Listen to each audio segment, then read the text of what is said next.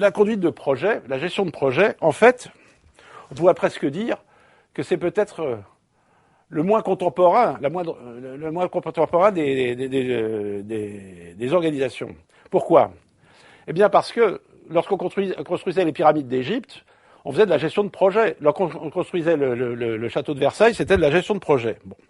Maintenant, il est évident que quand je vous parle des pyramides et quand je vous parle de Versailles, c'était bien entendu un projet qui était étatique et ce n'était pas un projet qui était soumis à la concurrence.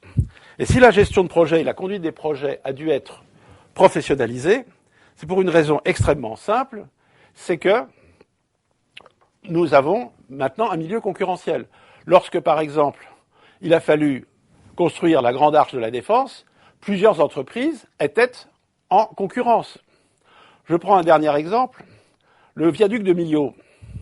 Tout le monde a été surpris de voir qu'il n'a pas été construit par Bouygues ou par Vinci. Il a été construit par une autre grande entreprise, mais qui était moins connue, qui s'appelait Eiffage. C'est-à-dire que maintenant, lorsque l'on veut essayer de mener à bien un projet, il convient d'être compétitif. Et lorsque l'on essaye d'être compétitif en proposant des prix trop élevés, on peut en payer des avanies énormes. Nous avons notamment une entreprise, Areva, qui actuellement est proche de la faillite. Pourquoi? Parce qu'elle s'est lancée dans un projet de réacteur nucléaire en Finlande, qui devient un gouffre du fait de coûts non prévus et de maîtrise difficile de ce qui est quand même une innovation. Bien. Alors, qu'est-ce que je vous donne? Je vous donne ici une définition du projet. C'est un ensemble de tâches liées entre elles par des dépendances directes ou indirectes. Bien. Qu'est-ce que ça veut dire, des dépendances directes ou indirectes? Ça veut dire simplement que lorsque vous devez, par exemple, participer à la construction de la mosquée de Casablanca, ça veut dire que vous devez non seulement résoudre des problèmes techniques, mais vous devez aussi résoudre des problèmes humains. On ne gère pas, si vous voulez, des équipes à Casablanca comme on les gère à Mantes-la-Jolie, à Strasbourg ou à Villefranche-du-Lauragais. Bien. Donc, vous avez des liens de dépendance, directs, indirects, concourant à la réalisation d'un objectif, d'un but. Bon, l'objectif, je vous dis, l'Arche de la Défense, mais ça peut être un paquebot, ou ça peut être, par exemple, une rénovation du logiciel de paiement des armées françaises. Là, je vous donne un exemple aussi de projet qui s'est cassé la figure. Bien, d'un ouvrage bien déterminé qui doit être décrit avec précision. Donc, il y a un début et une fin. Bon, pour ceux qui connaissent un petit peu le contrôle de gestion, dans la gestion de projet, au plan du contrôle de gestion, on utilise d'ailleurs souvent ce qu'on appelle le PERT, le MPM et tout ce qui est autour. Bien. Alors, le projet, donc, généralement, donne des nouveautés, des défis nouveaux à relever. L'Arche de la Défense a, par exemple, généré le besoin d'avoir un nouveau type de béton. Pourquoi? Parce qu'il ne fallait pas que la partie la plus haute se casse la figure. Quelquefois, lorsque vous devez travailler, quand nous devons travailler, par exemple, en Arabie Saoudite, c'est Bouygues qui a eu un projet de 5 ans qui consistait à faire la nouvelle université de Jeddah. Ils ont dû gérer 30 nationalités différentes. Ça a voulu dire, d'ailleurs, des bases de vie avec tout un travail de restauration adapté aux Philippins, aux Pakistanais, aux Thaïlandais, etc. C'est-à-dire qu'il faut aussi gérer ce genre de choses, c'est-à-dire tout un tas d'activités de support que l'on n'a pas forcément à gérer dans d'autres endroits. Bien. Le problème, donc, c'est que généralement, vous avez des directeurs de projet qui sont à la base de ceci. Et qu'est-ce que c'est que des directeurs de projet? Ce sont souvent des gens qui ont des compétences transversales. Qu'est-ce que ça veut dire, des compétences transversales? Cela veut dire que ce sont des gens qui sont capables de discuter avec des gens qui ne sont pas uniquement d'une spécialité. C'est-à-dire des gens qui arrivent à faire cohabiter un ingénieur qui a toujours la tête dans un moteur à côté d'un designer qui sera plus proche de Karl Lagerfeld. C'est-à-dire que vous aurez souvent le directeur de projet aura une autorité qui sera fondée sur une compétence multiforme et sur une capacité à faire travailler des gens en commun. Je donnerai un exemple qui vous allez peut-être trouver curieux. Mais le métier d'entraîneur de football est maintenant très différent d'avant. Lorsque le Stade de Reims était champion de France, l'entraîneur de l'équipe du Stade de Reims n'avait à gérer que des joueurs français. Quand vous êtes maintenant entraîneur à Manchester United, vous devez faire du management multiculturel avec des gens qui sont à peu près de 7 ou 8 nationalités différentes et qui, bien entendu, réagissent différemment. Ben, c'est un peu ça. Alors, dans la gestion de projet, donc, souvent, vous êtes obligé d'être innovant. Pourquoi ? Parce que vous devez aboutir à un objectif qui se différencie des autres. Et sachons bien que qu'est-ce que c'est qu'une innovation ? C'est souvent ce qu'on appelle une transgression. C'est-à-dire que vous sortez des cadres établis. Or, la transgression, c'est assez compliqué. Pourquoi ? Parce que la transgression est génératrice de risques. Bien. Je donne un exemple de réussite, c'est Bernard Arnault.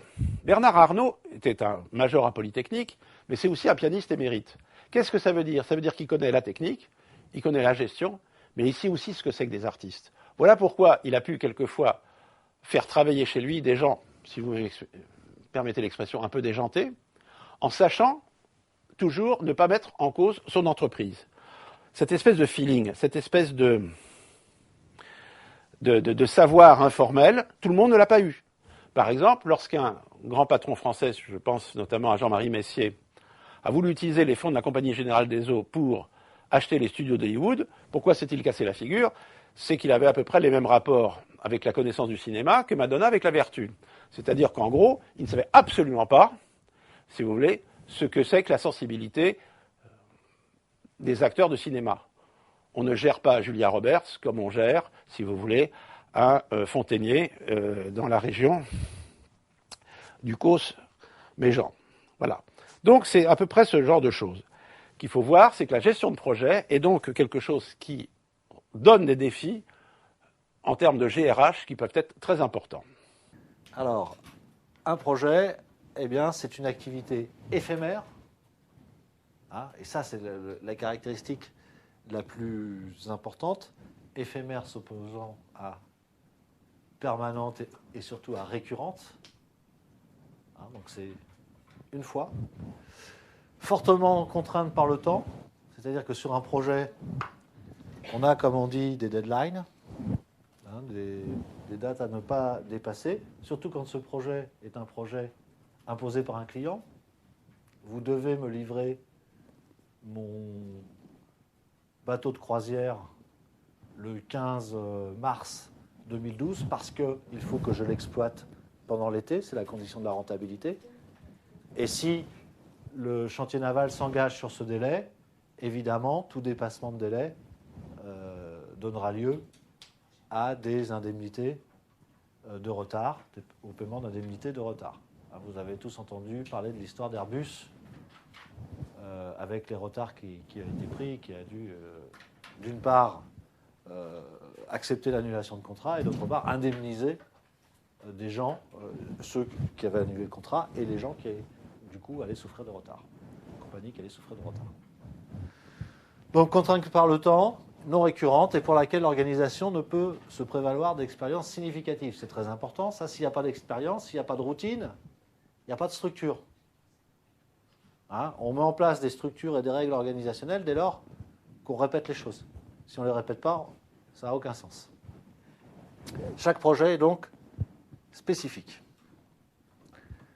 Alors, caractéristiques des projets. D'abord, il faut distinguer les projets internes et les projets externes.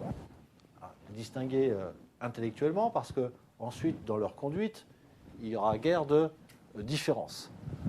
Un projet interne, c'est par exemple un cabinet comptable qui décide, à un moment donné, qui a dû décider à un moment donné, d'installer un système d'information au réseau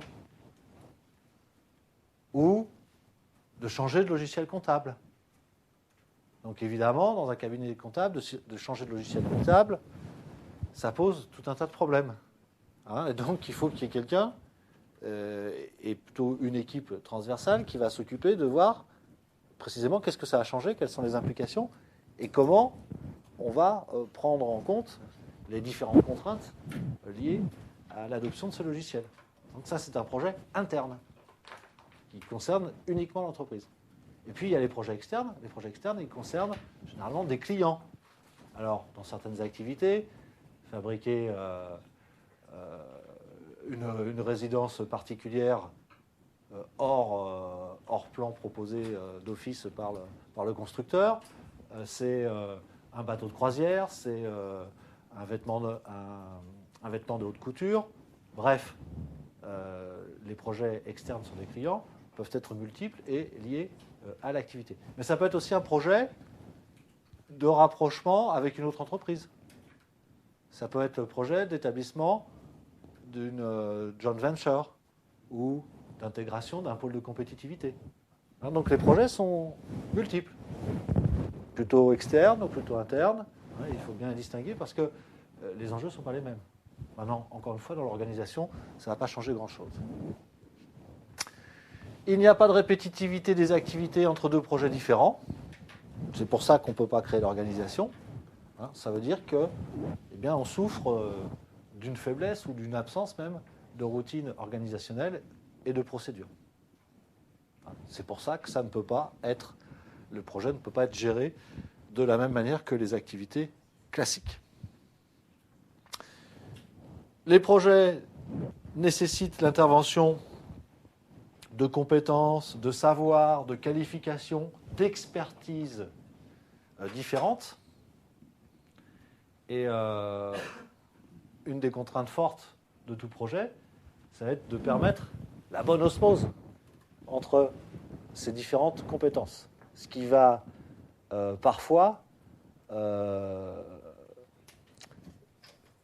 rendre obligatoire les logiques de traduction dont je vous ai déjà parlé. Parce que chaque spécialiste, par exemple dans le domaine marketing et dans le domaine financier, ce sont deux spécialistes qu'on va associer dans un projet, évidemment, ils n'ont pas du tout les mêmes contraintes et ils n'ont pas du tout la même culture. Et ils ne voient pas les mêmes choses dans l'entreprise. Donc ils ont du mal à se comprendre. Donc là, la logique de la traduction dans le groupe de projet, elle est indispensable pour qu'il y ait une coopération maximale entre les différents membres du projet. Donc, association de compétences distinctes. Le projet, autre spécificité, il est mené par une équipe éphémère. Son succès donc, va reposer sur la capacité de ces gens à coopérer et à collaborer, à partager de l'information et à partager des problèmes communs. Tout ça s'est rendu plus difficile par le fait que la relation, elle n'est pas habituelle. C'est une relation de type exceptionnel.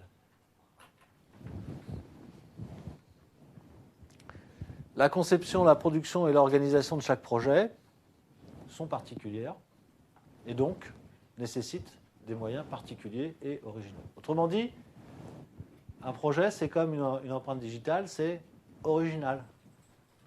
Un projet n'est jamais équivalent à un autre. Alors, il va s'en rapprocher, mais il va toujours être différent, notamment parce que les individus qui y participent ne sont pas toujours les mêmes. La réalisation du projet n'a pas d'interférence avec les autres activités de l'entreprise. Alors, c'est notamment vrai pour les projets externes. Pour les projets internes, c'est un peu plus discutable. Dans le cas de l'informatisation en réseau de cabinet comptable, vous comprenez bien que la manière dont ça va être mené, ça va avoir des interférences sur les activités quotidiennes du cabinet par la suite. Le projet représente un risque particulier, très particulier, puisqu'on ne connaît pas le résultat. Donc il y a une très très grande incertitude sur le résultat. Notamment sur des projets complexes où on est obligé de s'engager sur une date. Là, il y a une très très grande incertitude sur la réalisation effective du projet.